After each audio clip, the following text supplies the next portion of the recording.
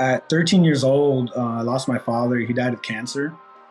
And at the time that it happened, I didn't even think about it. But like, not until, I was really digging deep into my recovery and, finding those root causes. But at his funeral, a family member passed me a beer and said, "Hey, this will make you feel better." And I didn't even realize it, like as years went on, that's how I learned how to deal with stuff. Like every day, that was it. Stories are powerful. Welcome to the Rise, Recover, Live podcast, brought to you by The Phoenix. This is a space where people impacted by substance use can come to share their story of strength and resilience, get open and honest, and inspire hope and build community through shared experience. We'll be talking to people in our community on their own recovery journey and shine a light on the topic of recovery in all its forms. Maybe you'll hear some of your story in theirs. Let's show the world that together we rise, recover, and live. I am Bryce III, and this is my co-host, Liz. Hey, it's Liz. So glad that you're back. Thanks for being here. It's so great to see you, Bryce. And I couldn't be more thrilled to introduce our guest today. Tony Garcia is a good friend of mine, lives in Tampa with myself, and has just been an integral part of the Tampa Phoenix chapter and has traveled from a team member to a volunteer to a staff member. And we're so lucky to have him. And just a little peek behind the scenes, he's also positively the most patient podcast guest we ever could ask for. Because technology has not been kind today, but we can do hard things. So Tony, we're so thrilled to have you here and can't wait to hear your story. So how are you doing today? Hey, Liz, thanks. I'm doing great. And thanks for having me on, Bryce. I appreciate y'all's patience with me because I know it was my setup that was causing the issue. Got it all figured out now. All good. Yeah, it's all your fault, Tony. I'm used to it. But welcome to the podcast, man. How's your energy today? My energy's great as usual, Bryce. It's a Monday morning, the sun's shining. The Lord allowed me to wake up and take another breath and see another day. So I'm happy. Beautiful, beautiful, beautiful. So I guess the way that we can kind of start out is tell us a little bit about your role at the Phoenix and what it is you do in Florida. Sure. I'm the program coordinator for the Tampa Bay chapter of the Phoenix. What that includes is managing all the events that we host around town, managing the volunteers, and I also run the outreach portion of our program where I travel to different treatment centers in the Tampa Bay area and introduce them to the Phoenix. So what brought you to this work? Like, how did you find the Phoenix? How did you get involved with this? And tell us a little bit about your backstory. Okay. So since you mentioned backstory, I'll start at somewhat the beginning of my recovery journey. So the way I found the Phoenix was pretty much most of my life I struggled with addiction. And I served in the military. When I joined the military, I was able to stop doing the illegal drugs because, I couldn't stay in if I had them in my system. But I made up for it with alcohol. So during the 15 years that I was in the Army, I drank heavily. I don't know how I was able to maintain for 15 years before it became an issue. But towards the end of my career, it was starting to be realized that I was having some work-related issues that were caused by my alcohol consumption. So I ended up going into treatment. Came back out. I was able to maintain sobriety, but then I had a huge life-changing event. My wife at the time left, took my kids. I fell into a deep depression and went on a drinking binge where I didn't even show up to work. I was just locked in the house. And a buddy of mine came to the house, got me into treatment for my second time. And when I came out of treatment, during my intensive outpatient portion of the program, a young lady from the Phoenix came, a volunteer, and introduced us to the program. And she was talking about doing yoga in the park. And I had done yoga in treatment. So to me, this was like, okay, this is perfect. This is exactly what I need to do, to help maintain my sobriety because I know it was effective. So I started doing yoga with the Phoenix. And before I knew it, I just realized probably immediately that first day that this is the program that I need to be a part of in order to maintain my sobriety. So I was a team member for a few months. Then I started volunteering, like Liz said. And the volunteering piece was such a huge part of my life because it provided me the accountability I needed. because, not only was I trying to stay sober myself so I could continue, to maintain that minimum 48-hour sobriety in order to continue to participate. But as a volunteer, I knew, hey, if I relapsed, I can attend a Phoenix event, for the next 48 hours. And then if I don't show up to lead that event, how many lives is that impacting? What happens to them if I don't show up? Do they just say, oh, forget it? Well, I guess we're not doing Phoenix today. Let's go to the bar. You never know. So I always had that in the back of my mind as something to help me, continue to maintain that sobriety. And go ahead, Liz. Were you about to ask something? I was just going to ask, and I'm sorry to interrupt your story. We can hop right back in. Because that's something that I really know and appreciate and love about you is how much you do always just think of others. You just care so much about all the people around you, but not just in a, I just love everyone around me, in a really responsible, like you take responsibility for people, in a way that is really beautiful. And I would imagine that can also be really heavy. So I'm wondering if that's something that was always part of who you were, or if that's something that developed in the military, or if that has to do with fatherhood, or is that's just a baked in part of your personality? Thank you for that compliment, by the way, Liz. But yeah, I'd say it's a little bit of both military and fatherhood. Because of course, as a father, you are kind of, the protector of your children, and you want to make sure that they're safe and fed and they have housing and, everything a person needs to live.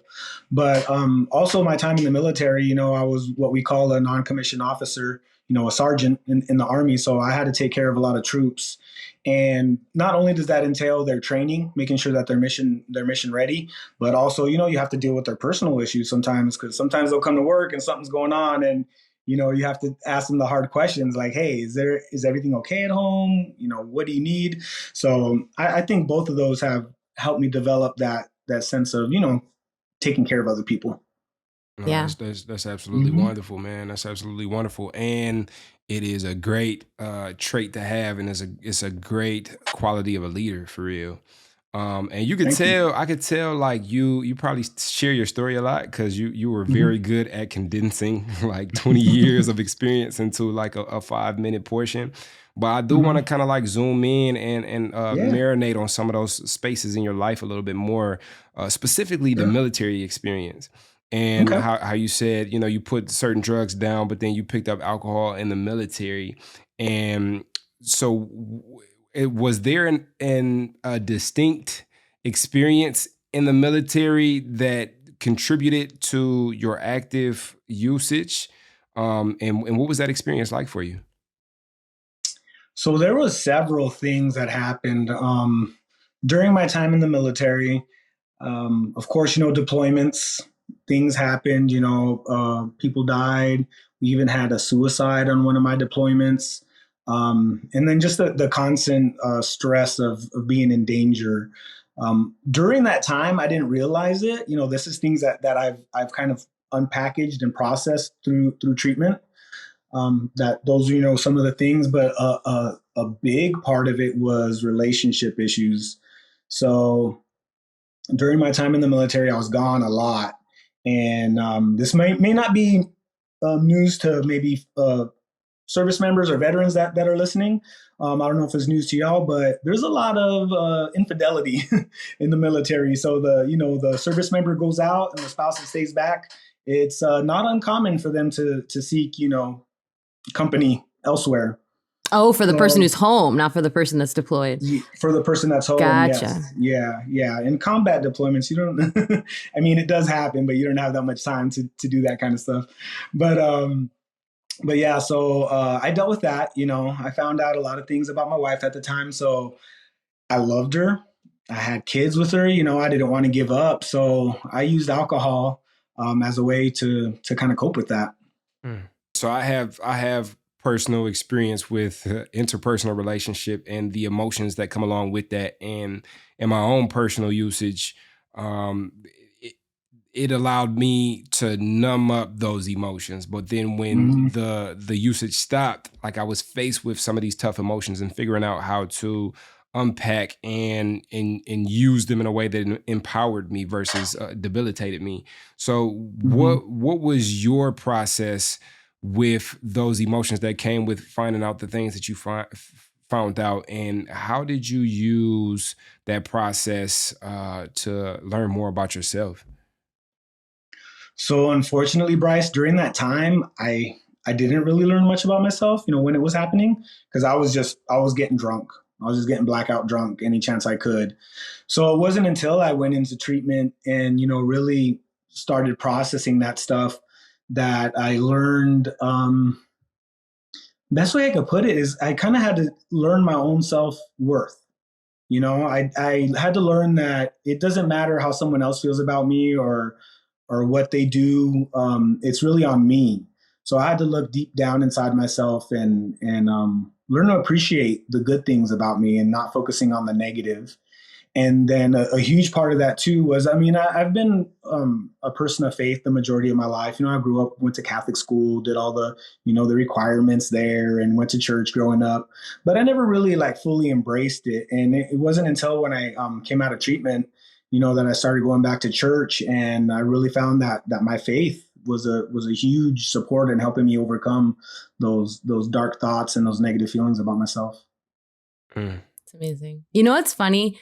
Not funny, just an interesting thing about like humanity is, gosh, I think it was in Everyone in the World is Either Gonna Laugh at Me or maybe feel better about themselves, but Eat, Pray, Love is my very favorite book in the whole wide world.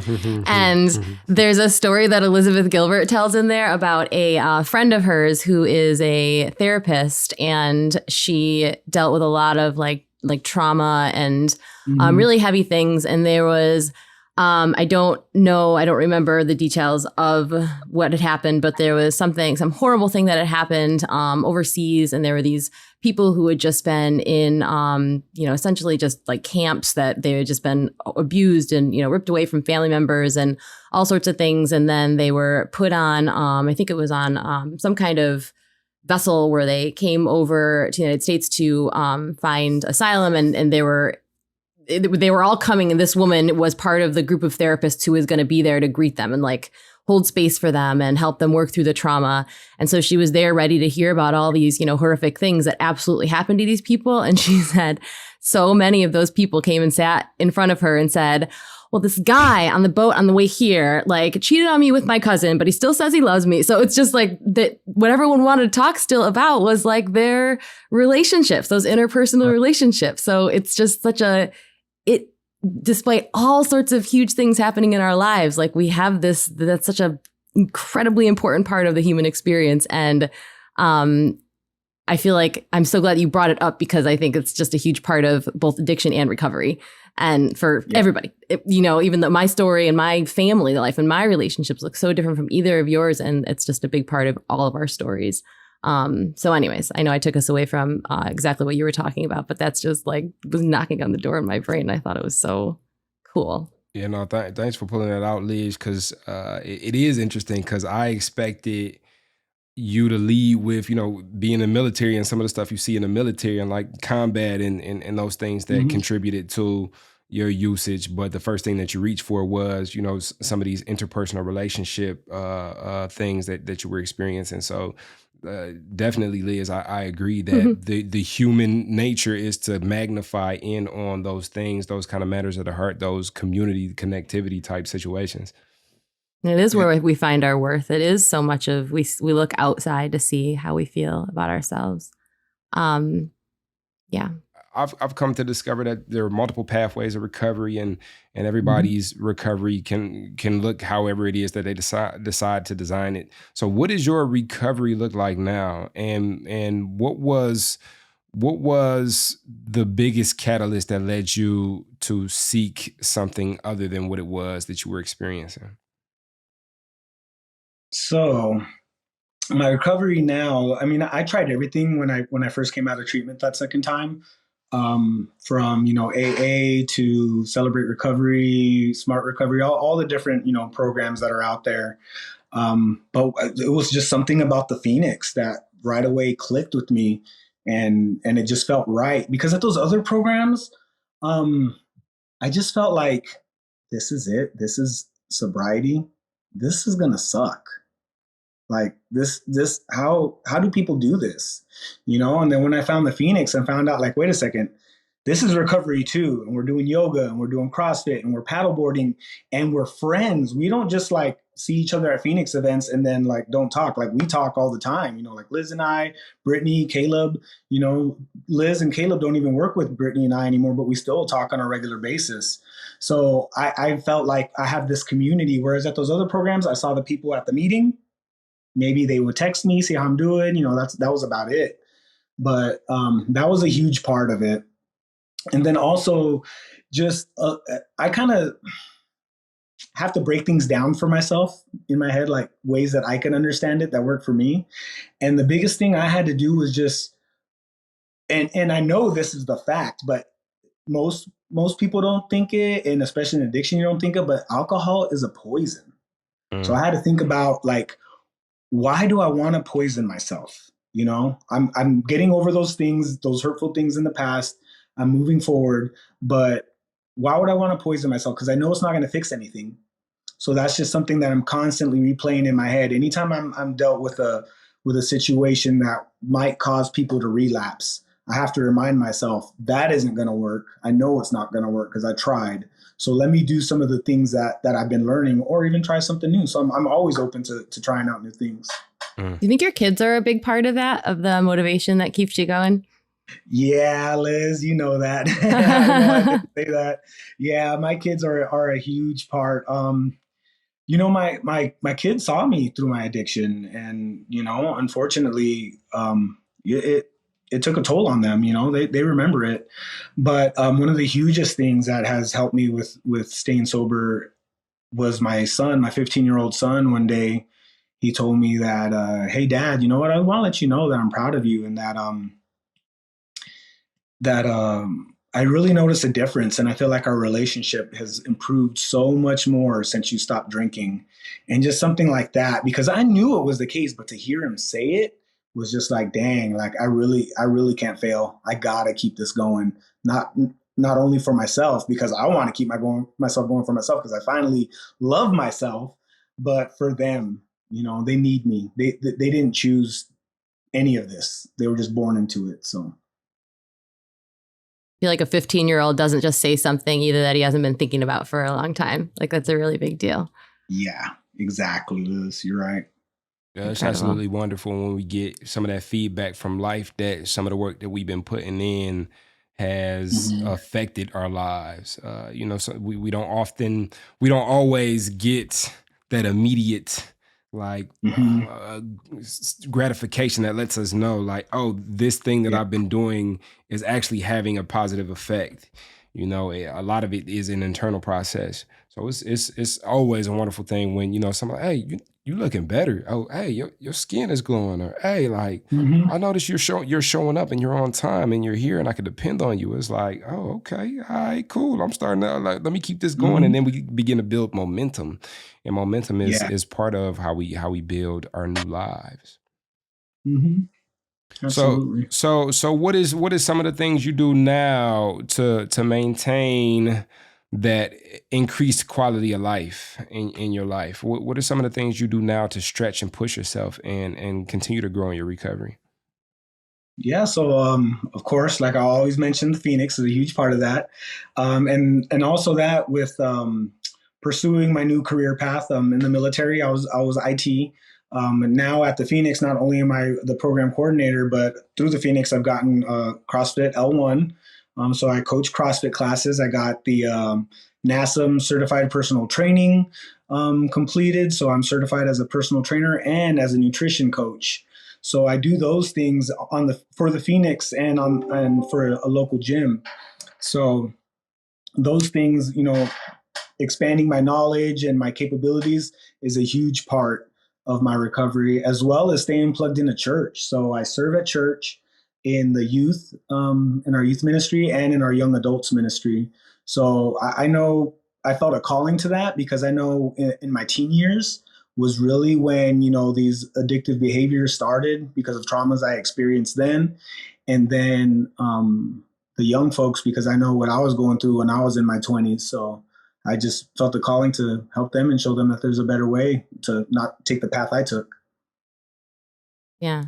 I think it's cool to see that like service is such a big part of your your recovery, but just your life. Like, and I relate to you what you're saying about other treatment modalities that you tried where like you're a person who's really good at obligation and like doing the thing you're supposed to do, like to your own, sometimes to the point that it even can, be detrimental to you. But now it feels like you found things where you can take that service and still, be, giving, but in ways and in places that it's meaningful to you too. So you're getting something in return. So you're able to still find like joy in life. And I think that's that's a way that you can not only are showing up for yourself, but you're also showing your kids that they're worthy, like that worthiness that you talk about a lot. Like that's, and everybody that you show up for Phoenix can see and feel that. So I think that's incredible. Is that something that you talk about with your kids? Like that worthiness? You know what? I don't. I need to though. I really should. Yeah. I don't know. I feel like words are cheap. You're showing them, Okay. Yeah, Okay. Yeah, definitely. We especially in recovery, we are about 10% of what we say and 90% of who we are. And I've learned that the rooms that we go in, we could put words together, especially as a father. We can put words together in such a way that resonate with people because of the way that they sound, but it don't matter how many ways that we put our sentences together and sound away. If who we are doesn't reflect what it is that we say, like it's gonna fall on deaf ears. It's gonna be it's gonna be weightless. In recovery, the weight is how we show up. In recovery, the weight is how we put the things that we say into action in our lives, and that's what we lead with. It's a beautiful process. So I'm curious about the youth. You said that the youth, you're called to mentor the youth because of some things that you experienced when you were younger. Do you want to speak more to some of the experiences that you had, and how does that reflect upon the way that you're able to show up for the youth? Yeah, Bryce, there's a lot to that one actually. So at 13 years old, I lost my father. He died of cancer.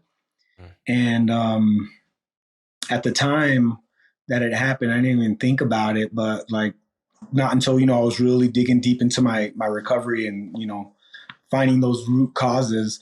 But at his funeral, a family member passed me a beer and said, "Hey, this will make you feel better." And I didn't even realize it, like as years went on, that's how I learned how to deal with stuff, like every day. That was it. It's a pretty direct message.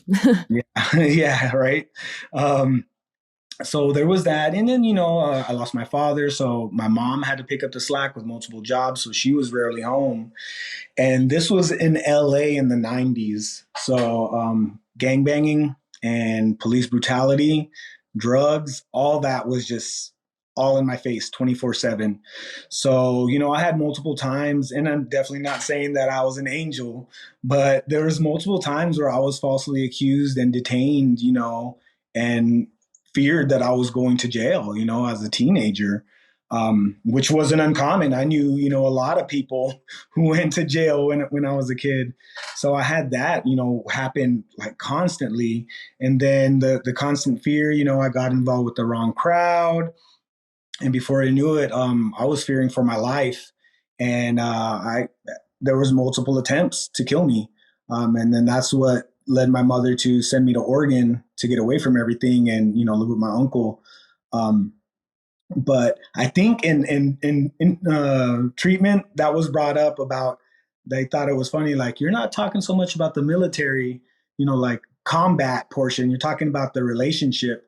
And during treatment, one of my therapists said that she believes that the trauma that I experienced in the military with combat, I was able to compartmentalize it because I experienced similar trauma at such an early age.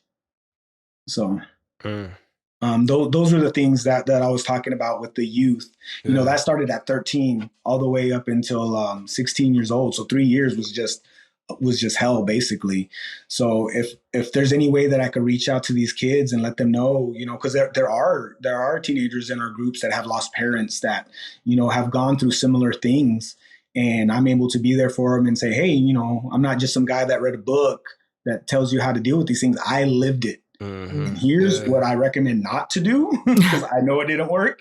And here's what worked for me. So yeah. No, that's very interesting, especially the piece about talking to the therapist and them saying that because of your experience in the hood, like you probably weren't even phased by the military because like this is what you're used to.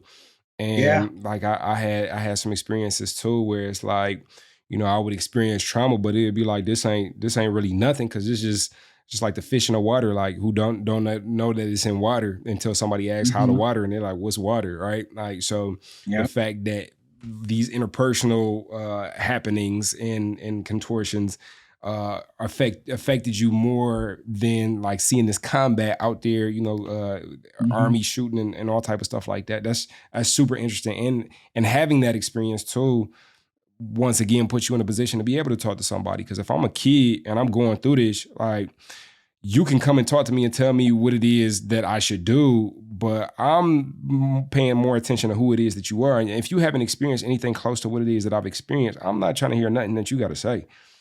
So, and I think that's the beautiful thing about us in recovery is that we're able to speak to people who maybe somebody else may not be able to speak to because of the experiences that we've had. And that's the beautiful thing about this community and the cultivation of the community and the Phoenix and 12-step program and what all these different modalities of recovery is the fact that we can build community upon shared experiences. And the experiences that we experience allow for us to show up for each other at a deeper capacity than maybe somebody who, got a doctorate to be able to talk to us can do so. I totally agree with that, Bryce. Yeah. So that definitely puts you in a position to be able to show up for these kids and in a way that allows for them to be able to tap into what it is that you have to offer. Because you have a lot. Your story alone, man. Your story alone, and we definitely appreciate you coming and sharing that with us today. Thanks, Bryce. I think when chaos and fear is something that you're used to and that's what you come from, it's easy to almost seek it out just because that feels like what's comfortable, and then you don't see any hope for how to turn it off, how to make it go away, because it never went away when you didn't have the power to make it go away. So you're walking proof that you actually do have power over some things. Obviously there's some things we don't have power over, but you were able to bring yourself to a place where you have this life where you're safe in your own skin and, can help other people stay safe. And that's amazing. So, sorry. Go ahead, Bryce. I think we're probably about to ask the same question. So you go. Maybe not. Maybe. So I'm curious. Being someone who also has had a similar experience of being a shorty and being handed a beer and then finding like the immediate cessation of the crazy anxiety I was feeling, like, ooh, this is it. So what are some of your tools now that you use that allows you to show up for some of the crazy stuff that happens in life, some of the crazy emotions that happens in life, some of the crazy happenings? I often tell people who are entering into recovery that things still get stole, things still get broke, things still happen, but we can show up for life on life's terms. So what are some of the tools that you've cultivated that allows for you to show up for life on life's terms? Gosh, I'd have to say the biggest thing would be praying. I read the Bible every day. Well, mostly every day as much as I can, but usually in the morning, first thing I get up, read, and it's just, I find these scriptures that just talk to me and about the things that I'm going through in the moment. And those are just what gets me started, because even, I've been sober almost 3 years now, and it's still in the morning I wake up sometimes anxious, like I don't know if y'all ever had that feeling, like you had a crazy night and you wake up the next morning like, what the heck did I do last night? But then there's always that anxiety, that feeling like I could never explain that. I didn't know that was part of, part of alcohol addiction. So that's what helps get me, at least started in the day. And then throughout the day, I just kind of think back of all the things that I've done and things that have happened to me, where I'm at now, and just constantly remind myself, if those thoughts creep back in of trying to cope with them, negatively, just reminding myself that it pretty much almost brought me to death, you know? So I just have to just keep playing that back in my head and just look forward and just keep trying to be there for my boys. Beautiful. All right, Liz, go ahead and ask your question. Okay. Well, it was actually kind of similar, at least like a good lead in. What a team. Well, we've been trying to consistently wrap up or get closer to wrapping up, because I want to definitely respect your time. Is asking folks how, like, if you could give a message, some kind of message to an old version of you, what would that be? And with you, I wanted to kind of like tweak it just a little bit, because I feel like, just like all of us, you have been a lot of versions of yourself, right? But just from like our conversation, even just today, I would love to know, like, what would a message be that you would give to young Tony, like, 13 to 16, like in that, essentially a war zone that you were experiencing, and then to Soldier Tony. Because I think there's people out there that are listening, possibly young people. We could have a young folks in our audience. And then also, I know there's a lot of veterans out there who could really benefit, who hopefully will benefit from your words. And would love to know what you would say to that part of yourself, that version, and then the younger version as well. Yeah, definitely, Liz. So for the younger one, because at that time, I thought that was the world. I thought the whole world was just like LA at that time, which when I moved to Oregon, I found out was not the case. I felt like I went to a movie set when I moved up there. But I would tell 13, to 16-year-old Tony that there is other options. There is a good life out there. You have to, stay strong and find it. And you don't need drugs and alcohol to do that. If anything, it's going to prevent it. So stop, get over that and move forward and live a healthy life. And for the military, Tony, something I was so scared of, because I did realize, before I got sober, that it was a problem, that it was affecting me, that I needed to stop. And I tried, but I just kept relapsing. So, and I wouldn't ask for help. And the reason for that, so what I want to tell the military community is, don't worry about the stigma. Don't worry about how your command or how your unit's going to feel about you. You got to take care of yourself. You're number one. And if something happens and if and when you leave the Army or the military, it's going to keep going. As much as you feel you need to be there for your squad, for your company, for your battalion, whatever it is, they're going to keep moving when you're gone. So put yourself first, get the help you need, and get better for yourself and your family. Perfect. Thanks. I think those words are really going to help a lot of people. Thanks, Tony. I hope so. And that's my mission. I mean, along with the Phoenix's mission, but I like to, and this, I like to focus on the military community, because that's a community that needs a lot of help and has a really insane suicide rate right now. Or is nobody better to help them than somebody that is of them. And so exactly. I'm super, super proud to know you, super proud to have you on the show. And I really hope that people in the audience can take something from this and be able to apply some of the things that you put on the ground into their life. Thanks, Bryce. I appreciate that. Thank you so much, Tony. It's been it's an honor being your friend, honor having you on the podcast. Always love an excuse to hang out with you. And now we get it recorded forevermore, so everybody else gets to benefit. So thank you. And thank you, everyone, for joining us again on the Rise, Recover, Live podcast. Please be sure you subscribe. And if you are called to, makes a big difference if you would rate and review us. We also would love for you to check out the Phoenix. You can go to thephoenix.org. You can also download our app, which is a snazzy little thing. You can not only join events through the app, both virtually or in person, for events in your community. You can also join groups and chit chat with folks online. All three of us are on there, and we are going to be in the podcast group on the app. So please hop in there. Tell us what you thought. Any questions for Tony? You can tag all three of us if you'd like to, and join us next time. Thanks for being here. All right, till next time. So now you're excited. Bryce, Liz, how do I get involved with the Phoenix? Well, my friend, it is super simple. We actually have an app. head over to the Google Play Store or the Apple App Store, or look in the show notes of this podcast, wherever you're listening to or watching this podcast, and go download the Phoenix app.